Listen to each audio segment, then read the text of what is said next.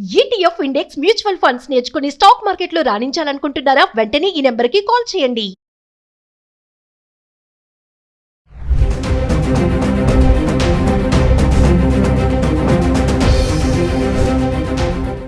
నమస్తే, నా పేరు doctor Solomon Raj, advocate, supreme court of India. Welcome to Suman TV.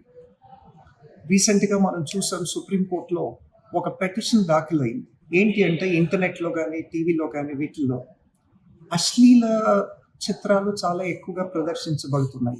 దీన్ని అరికట్టాలి, దీని మీద కర్బ్స్ తీసుకురావాలి అని చెప్పి రీసెంట్గా మన సిజే గవాయ్ గారి ముందు ఒక పెటిషన్ వచ్చింది. దాన్ని ఇంకా డిసైడ్ చేయలేదు, దాంట్లో ఇంకా ఆర్డర్ ఇవ్వలేదు. దానికి ఆర్డర్ November 23 గవాయ్ గారు రిటైర్ అవుతున్నారు ఆయన సీజేగా, కాబట్టి ఆయన దాన్ని 2 weeks తర్వాత పోస్ట్ చేశారు.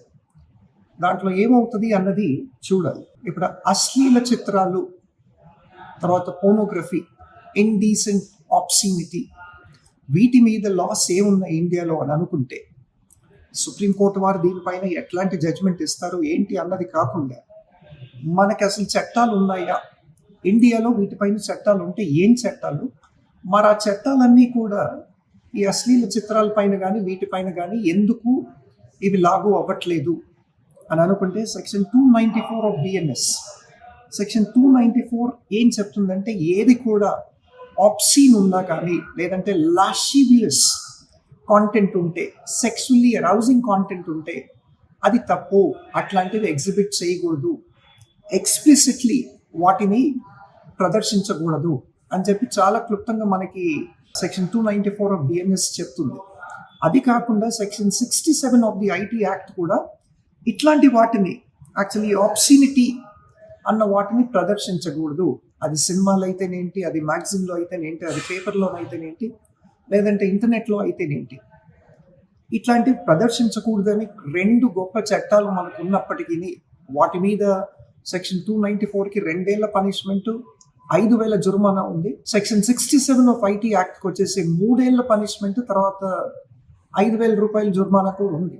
అయినప్పటికీ ఎందుకు ఇంతగా మన పిల్లలు వీటి వల్ల యాక్చువల్లీ పాడైపోతున్నారని పెటిషన్లో రాయడం జరిగింది.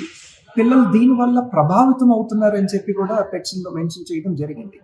మరి ఇంటర్నెట్ కాంటెంట్ కానీ, టీవీ కాంటెంట్ కానీ, మ్యాగజైన్ కాంటెంట్ కానీ, న్యూస్ పేపర్స్ కాంటెంట్ కానీ ఎంతవరకు పిల్లల పైన ఈ ప్రభావం చూపిస్తుంది అన్నది ఒక ముఖ్యమైన అంశం. దీని మీద ఇంకా డిసైడ్ చేయాల్సి ఉంది. ఇట్లాంటి చట్టాలు ఉన్నప్పటికీ ఎందుకు అందులో ఇప్పుడు ఈ ప్రొవోకింగ్ ఆబ్సీన్ మెటీరియల్ ఎవరిది పోర్ట్రే అవుతుందంటే, ఎస్పెషలీ విమెన్, ఆడవాళ్ళని అశ్లీలంగా చూపించడం సినిమాల్లో కానీ, తర్వాత సీరియల్లో కానీ. ఈ మధ్య మనం చూస్తే ఎన్నో మ్యూజికల్ ప్రోగ్రామ్స్ వస్తున్నాయి, మ్యూజికల్ కాంపిటీషన్స్ వస్తున్నాయి. వీటన్నిటిలో కూడా చూస్తే చాలా వరకు సగం బట్టలే వేసుకొని ఉన్నారు. ఇదంతా కూడా అశ్లీలం. వీటన్నిటినీ కూడా మరి ఐటీ యాక్ట్ ఉంది, సెక్షన్ 67, ఎందుకు దీనిపైన ఇంప్లిమెంట్ చేయట్లేదు? ఎందుకు ఈ చట్టాలు వీళ్ళందరి మీద ఇంప్లిమెంట్ చేయట్లేదు? ఎందుకు ఆడవాళ్ళనే లో లైట్లో చూపిస్తున్నారు? ఆడవాళ్ళని అశ్లీలంగా ఎందుకు చూపిస్తున్నారు? డీగ్రేడింగ్గా ఎందుకు చూపిస్తున్నారు? మనకు ఆల్రెడీ ఆడవాళ్ళకి సంబంధించి ఒక స్పెసిఫిక్ లా కూడా ఉంది. అది indecent representation of women protection act 1986 అని. 1986లోనే ఈ యాక్ట్ వచ్చినప్పటికీ ఇప్పుడు దాకా కూడా దీన్ని ఇంప్లిమెంట్ చేయలేదు. ఎందుకు స్టేట్ గవర్నమెంట్స్ కానీ, లేదంటే సెంట్రల్ గవర్నమెంట్స్ కానీ చేయట్లేదు? మనం చూస్తున్నాము, ప్రతి స్టేట్ గవర్నమెంట్కి కూడా ఒక పబ్లిక్ రిలేషన్స్ డిపార్ట్మెంట్ ఉంటుంది. ఈ పిఆర్ వీళ్ళంతా ఏం చేస్తున్నారు? ఎందుకు ఈ కాంటెంట్ అంతా కూడా అబ్జర్వ్ చేసి స్టేట్ ఎందుకు వీళ్ళందరి పైన యాక్షన్ తీసుకోవట్లేదు? తర్వాత ఇప్పుడు ఇంటర్నెట్ లోపల ఏ మెటీరియల్ యాక్చువల్లీ పబ్లిష్ అవ్వాలి, ఏ మెటీరియల్ పబ్లిష్ అవ్వకూడదు, ఏ మెటీరియల్ యాక్చువల్లీ ఏ వెబ్సైట్కి యాక్సెస్ ఇవ్వాలి, ఏ వెబ్సైట్కి యాక్సెస్ ఇవ్వకూడదు అన్నది ప్రతి స్టేట్లో కూడా కంట్రోల్ ఉంటుంది. మరి ఈ కంట్రోల్స్ అన్ని ఎందుకు స్టేట్ గవర్నమెంట్స్ కానీ, ఇండియాలో సెంట్రల్ గవర్నమెంట్స్ కానీ తప్పుతున్నాయని నేను ప్రశ్నిస్తున్నాను. ఎందుకు వీళ్ళు వీటిని కంట్రోల్ చేయట్లేదు?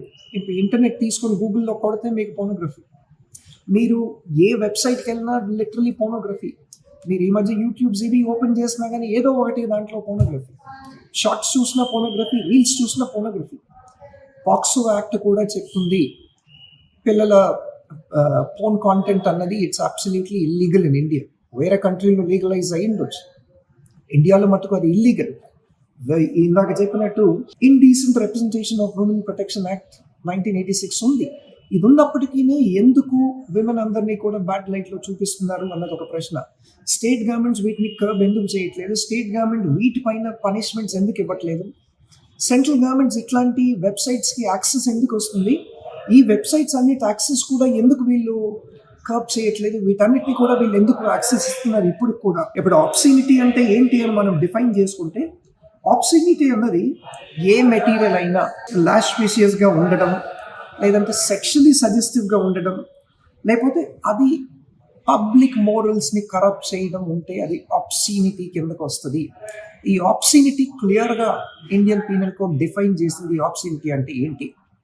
ఏ కాంటెంట్ మనం చూసినా దాంట్లో సగం బట్టలు ఉన్నప్పటికీ అది ఒకవేళ పబ్లిక్ మోరల్స్ని కరప్ట్ చేస్తే ఇట్ కమ్స్ అట్ ఆబ్సీనిటీ. వాటిని వెంటనే దానిపైన చట్టరీత్యా చర్యలు తీసుకోవాల్సిన బాధ్యత పోలీస్ వారి పైన కానీ, స్టేట్ అడ్మినిస్ట్రేషన్ పైన కానీ, సెంట్రల్ అడ్మినిస్ట్రేషన్ పైన కానీ ఉంది. అయినప్పటికీ వీళ్ళు తీసుకోవట్లేదు. ఇన్ని చట్టాలు ఉన్నప్పటికీ చేయట్లేదు. ఈ ఆబ్సీనిటీ అన్నది ఇండియన్ పీనల్ కోడ్ హికిన్స్ టెస్ట్ని బేస్ చేసుకొని వీళ్ళు దీనికి ఒక స్టాండర్డ్ సెట్ చేశారు. ఈ హికిన్స్ టెస్ట్ ఏంటి అంటే 1868లో హికిన్స్ అన్న ఒక కేసు రిజిస్టర్ అయింది, రెజీనా వర్సెస్ హికిన్స్ అని. వీటిలో విక్టోరియా కోర్ట్ ఏం చేసిందంటే ఆబ్సినిటీ అంటే ఏంటి, వల్గారిటీ అంటే ఏంటి, దీన్ని డిఫైన్ చేయడం జరిగింది. దేని కింద ఆబ్సినిటీ కింద వస్తుంది, దేని కింద వల్గారిటీ వస్తుంది, దీనికి కొన్ని స్టాండర్డ్ సెట్ చేశారు. 1868 నుంచి దాదాపు చాలా కంట్రీస్ కూడా, యూరోపియన్ కంట్రీస్ కానీ, మన ఏషియన్ కంట్రీస్ కానీ, వీళ్ళందరూ కూడా ఈ హికిన్స్ టెస్ట్ని బేస్ చేసుకొని స్టాండర్డ్స్ పెట్టుకున్నారు. ఆబ్సినిటీ అంటే ఏంటి, ఎంతవరకు బట్టలు ఉంటే ఆబ్సినిటీ కాదు, ఎంతవరకు ఎక్స్పోజ్ అవుతే ఆబ్సినిటీ కాదు, ఎంతవరకు ఆబ్సినిటీ అన్నది చాలా క్లియర్గా డిఫైన్ అయ్యింది. సో కాబట్టి ఈ మధ్య మనం చూస్తున్న టీవీ కాంటెంట్, ఏ టీవీ సీరియల్ చూసినా ఆబ్సినిటీ, ఏ మర్డర్ మిస్టరీ చూసినా దాంట్లో ఆబ్సినిటీ, ఏది చూసినా ఆబ్సినిటీ.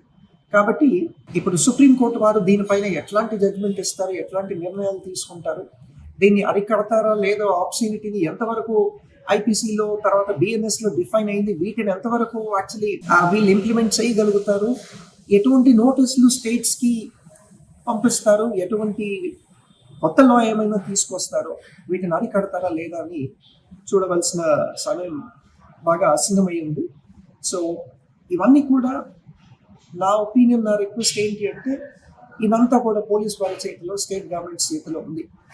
ఈ మధ్య సోషల్ మీడియాలో ఏది పెట్టినా ఇమీడియట్లీ ఆ గ్రూప్ ఫామ్ చేసిన పర్టికులర్ హెడ్ని తీసుకెళ్ళి వాళ్ళు పనిష్ చేస్తున్నారు, ఐటీ కింద కేసెస్ బుక్ చేస్తున్నారు.